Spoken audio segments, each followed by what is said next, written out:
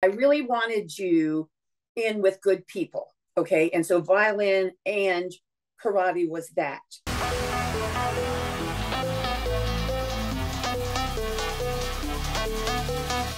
Hey, what's going on, everyone? Master Ali here. I am really excited for the video that you're about to watch. I interviewed my mom, who put me in martial arts when I was 7 years old because I needed confidence and all kinds of other things. I'm hoping that you get a lot out of this. This is gonna be the first of a series of success stories of other families that have gotten some really great and amazing experiences from being here at Super Kicks Karate. And for the first one, I thought, why don't I just have my mom share her feelings about why she put me in martial arts, and hope you enjoy.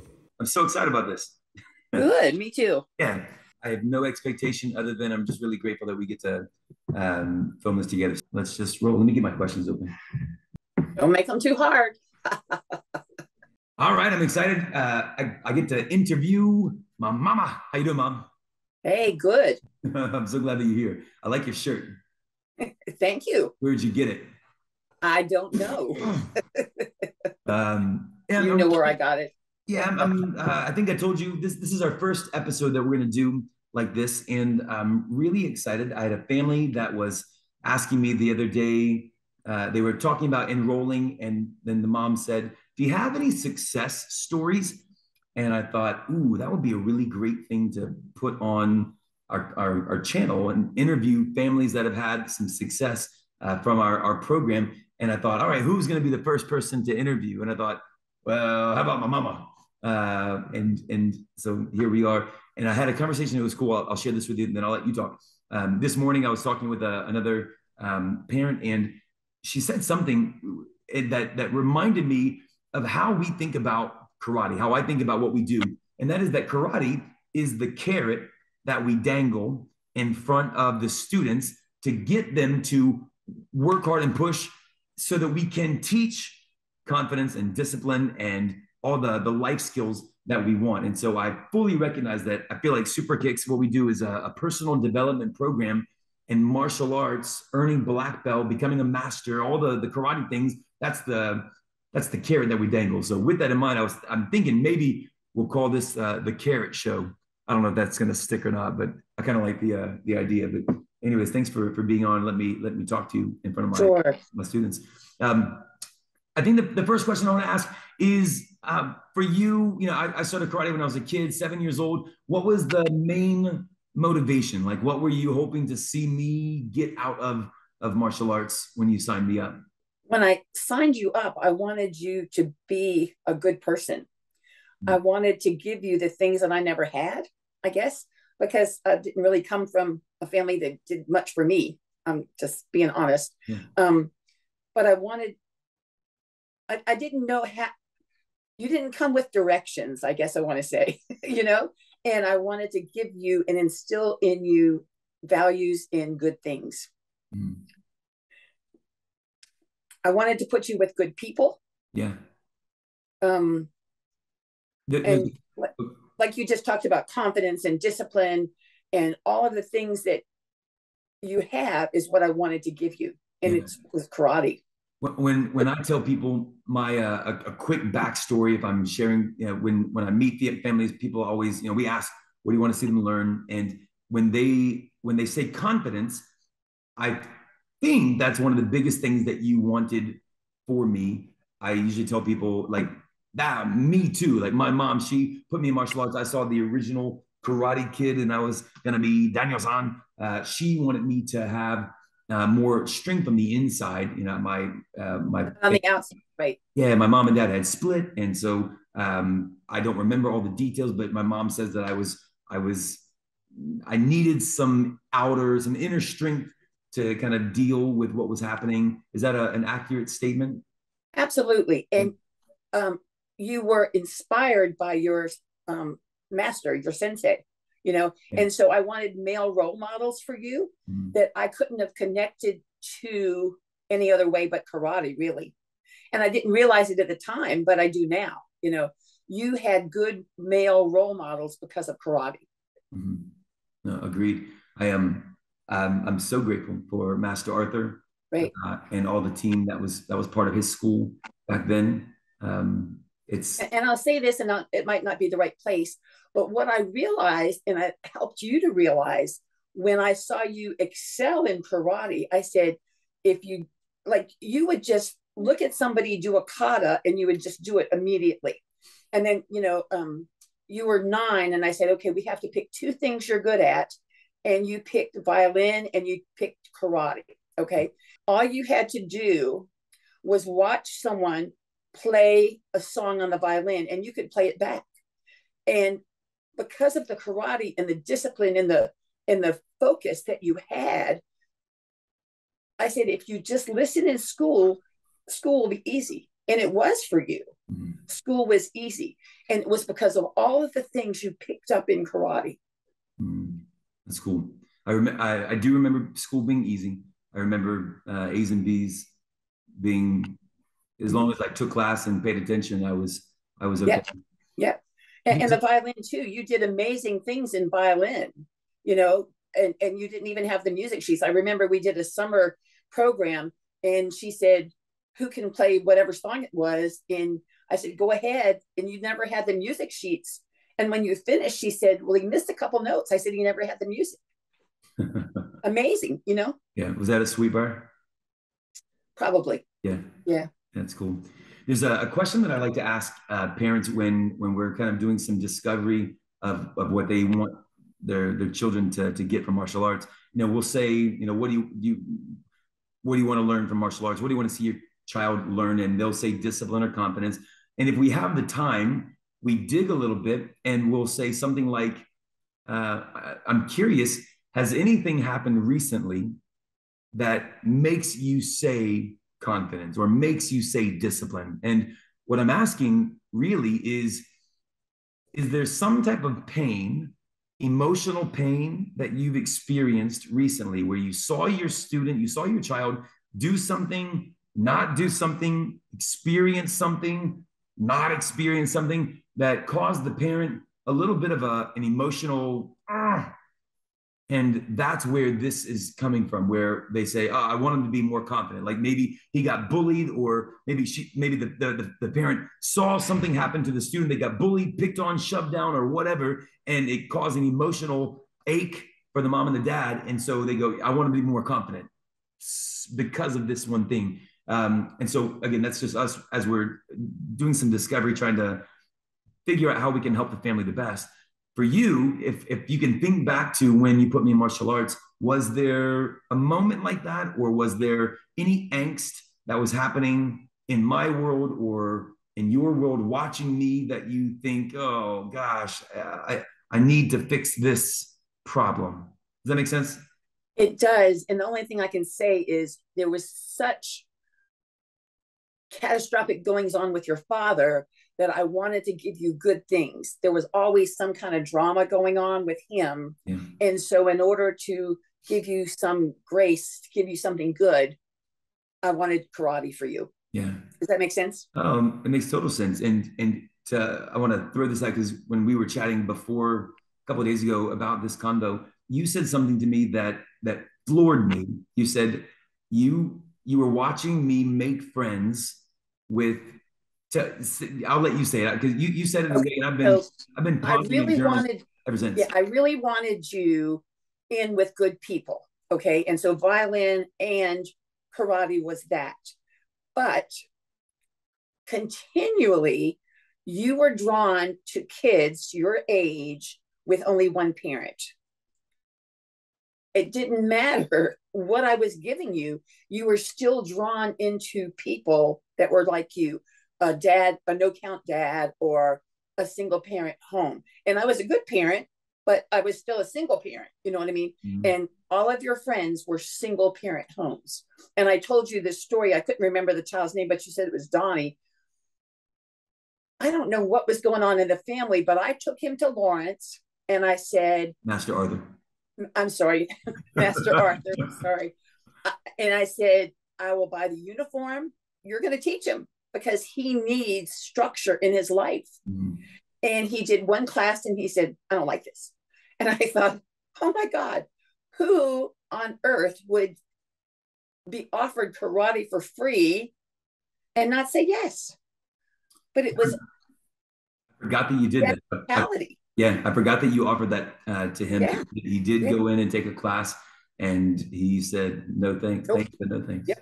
Yeah. And your best friend, bless his heart, he struggled. He struggled, and he's okay now because we've connected. But kids had a hard time, and I didn't want you to go through that. What I saw them going through. Mm-hmm. Yeah, it's really interesting to me when you said that. That I felt like you put me in martial arts for all the things you said, and then to think back about my friends, who my friends were, and for you to make the correlation that I chose people very much like me. As a 41-year-old now, my understanding about life and the universe and attraction and we, I love the quote. You don't get what you want, you get what you are. And so if I'm what I'm experiencing is what's on my inside. And if I want to change my reality, I have to change my thoughts.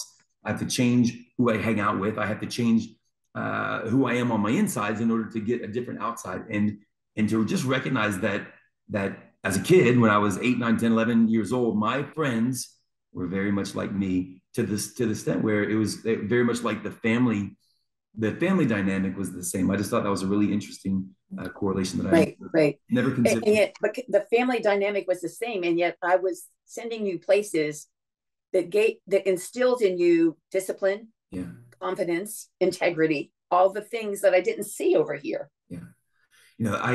I look back at my own journey. I tell the story to students talking. Master Arthur, you putting me with Master Arthur was the best thing you've ever done for me. Mm-hmm. Putting me in karate was amazing for me, but having the right instructor, putting me with Master Arthur was the pivotal moment in my life. And I really feel grateful. I think about it on a regular basis about things that I'm grateful for, and you, I love you to death, and putting me with super kicks, putting me with Master Arthur, because there were so many other instructors, so many other karate schools in the area, but having the right instructor, and he really did become very much like a father to me. There's been times in my life that there, even as a teen and an adult, that have been tumultuous, and he has been right there. Yep. Right there by my and side. You started in, wasn't it? Yes. And we'd go to tournaments, and I'd see Master Arthur's people excel and were spectacular, and people, including you, were just kind of, I don't want to say mediocre, but you weren't spectacular. And I thought, okay, we're going to switch. Yeah. And I have a long history with Master Arthur, from waiting tables and knowing his past. And I kind of, I don't know, but I'm so thankful for him. Yeah. I'm so thankful for what he did for you, yeah. that he took you under his wing and made you who you are today, yeah. Absolutely. And I told you, and you laugh at me when I say this, I said, some people pay for college. I paid for karate.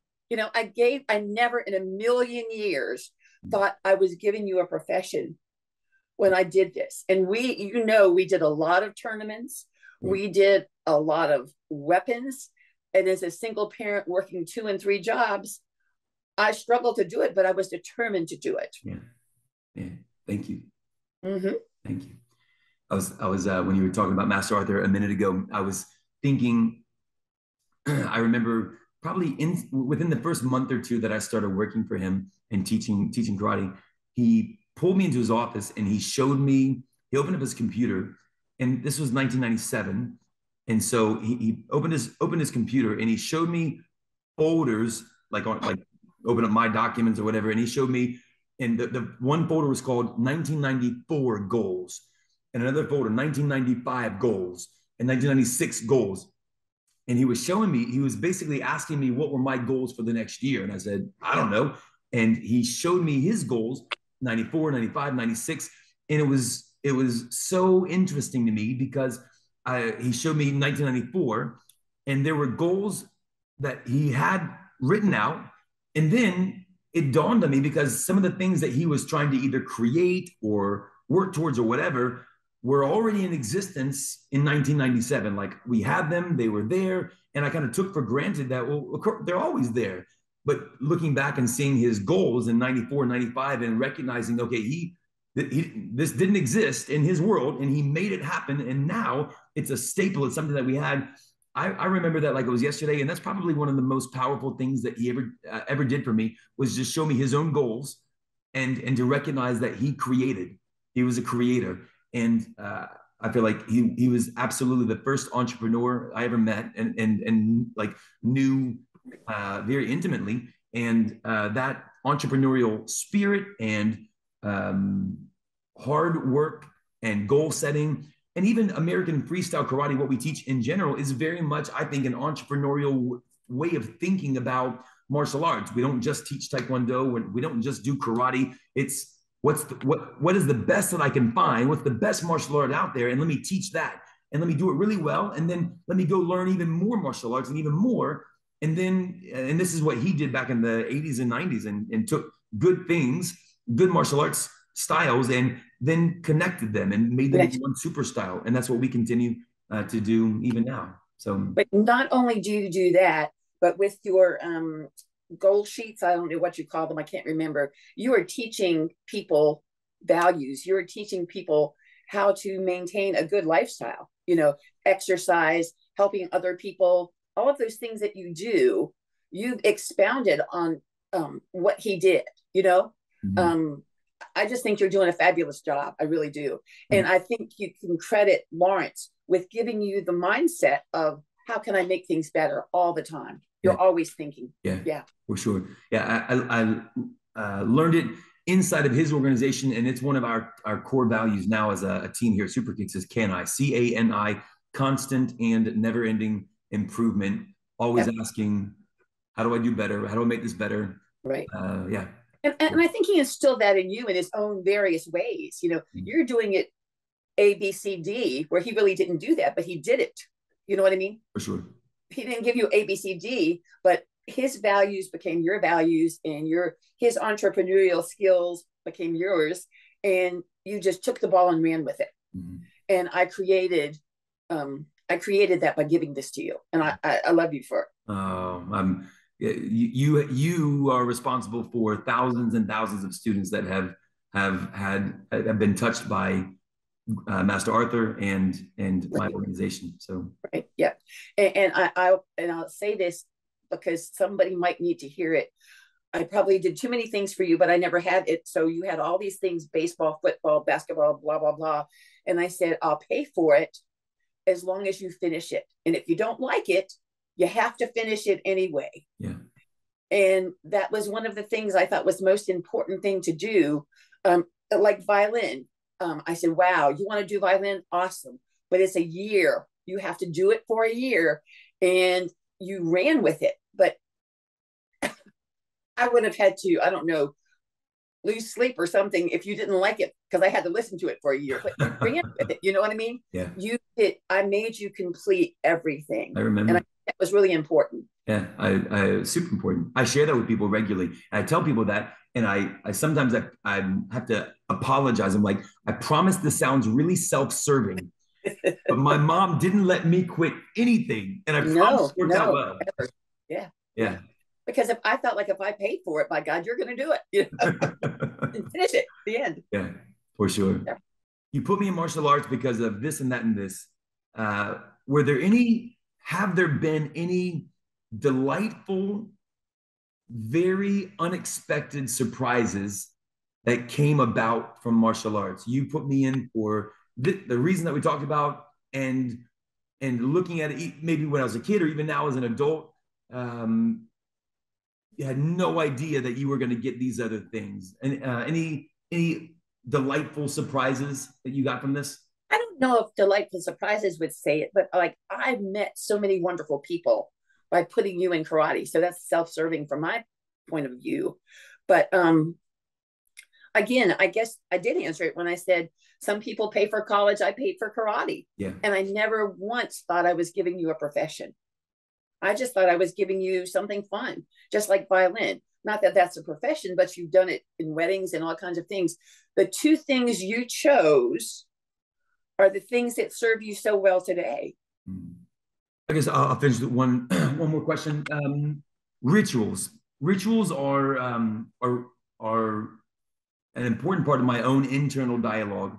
If there's a goal, the goal is the thing that I want, but what gets me there is the ritual, the daily thing that I have to do daily, or the weekly thing that I have to do weekly that will build the skill or do the thing to get me to the goal. So Black Belt is the goal. The ritual, one of the rituals is you have to come to class. However many times you decide you're going to come, you have to stretch. You have to do certain things. As a kid, what were my rituals? I think I know, but I'm curious. I never ever had to say anything about practicing violin or like, and I'll give you an example. The violin sat beside you in every commercial, you picked it up and played. People, my friends would say, oh my God, I can't make him practice. I never had to ask you to practice. It was always there. When you watch TV, you were always in a stretch. You were always doing something to make you better in karate and violin. Sometimes you had your weapon in your hand. What are those things called? Tonfas? You know, you had during TV. I didn't mind that you watched TV because you were always doing something that made yourself better. It was so cool. And it made my job easy. Sure. I forgot about that. I forgot that I used to have I'd play video games and then get bored or tired and then pick up my violin and play and go back. I just remember seeing your violin beside you and you were watching a show, and when the commercial came on, there you were. You know what I mean? Or I'd come in the room and you were watching TV and you were stretched out like an eagle, practicing your stretches, and you got there. You know, you wanted to do it. I didn't have to beat it into you. And I think if I had to say, you need to do this, you would have bucked me because you're a boy, you know, and you'd rather do other things. But you were driven. You were very driven to do what you did, you know. Yeah. And I don't know if people know this or not. You got your black belt at 12. I just bit my tongue. At 12, and then you kind of thought, what now? And you did bodybuilding for a couple of years, and then you went back, and you were as driven 2 years later as you were when you stopped at 12. And you really didn't stop because you just did the bodybuilding thing. Yeah. You were always driven. Now, if I did that, I don't know. But I think that's your personality. I think so. It has served me for sure. Yeah. Any other last little bit? We don't have to drag this on for forever. Any last final words to share? If someone is looking for a success story, or if they're thinking about martial arts, is Super Kicks the right? Absolutely. Is Master Ali and team and Super Kicks the right place for them to go? Absolutely. And yes, I'm prejudiced, but I think absolutely. Yeah. And you know, we talked about it the other day. I watch this family, it's the family martial artist or something on Instagram, and they're amazing, but you're better. You know what I mean?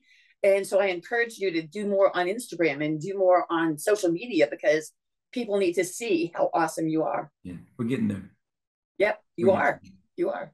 Mom, I love you so much. I'm really grateful for this convo and your willingness to absolutely. Thank you for having me. Figure out your iPad so we can turn the screen. Yeah, old people don't know how to do that well. Okay. I love you lots. Love you too. Bye. Mom, that was fun. That was cool. Was it okay? Oh, so good. So good. Your forehead is out of the screen. I'm looking at it now. I know. Sorry. It's okay.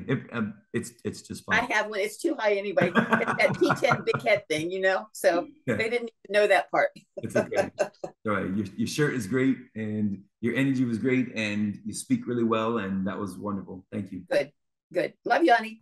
And that was my mama. I hope you had a lot of fun. Thank you so much for watching this video. If you have not yet subscribed to our channel, make sure you subscribe, hit the bell so you get notifications, and then all of our other social sites. If you will follow us and subscribe and do all the social things, that'd be awesome. And we'll see you in the next video.